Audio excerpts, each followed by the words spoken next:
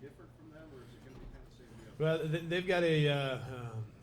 they've got a freshman center who's playing now and has been playing for a few games, significant minutes. That did not play in our first game, and he's been great in terms of rebounding. Really been good on the offensive glass. Other than that, from a lineup standpoint, they're pretty similar. Where they're small in terms of having really having a fourth guard on the floor, similar to Illinois State that way. But other than the freshman center, the rest of their lineup is pretty similar to the one that we saw in the game at their place.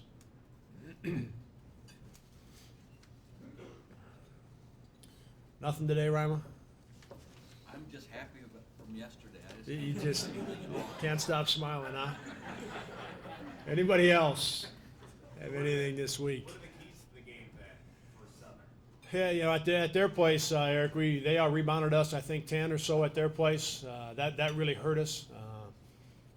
They made a change at halftime with what they were running, and they've kind of continued with it. Even that was 3-4 games into conference play, and they were running offensively a lot of screening type action and trying to work some different things with their offense. And they came out. We were up 17 late in that first half, and they came out in the second half and went to passing and cutting and driving the basketball, and they've seemed to kind of stick with that.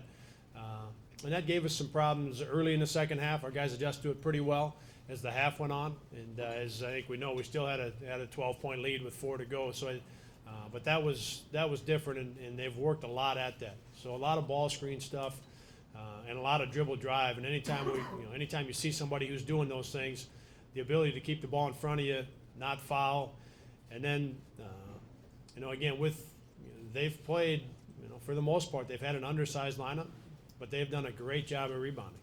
They come up with offensive rebounds and second chance points as well as anybody. I'd have to look to see if they're at the same in terms of the numbers where Wichita's at.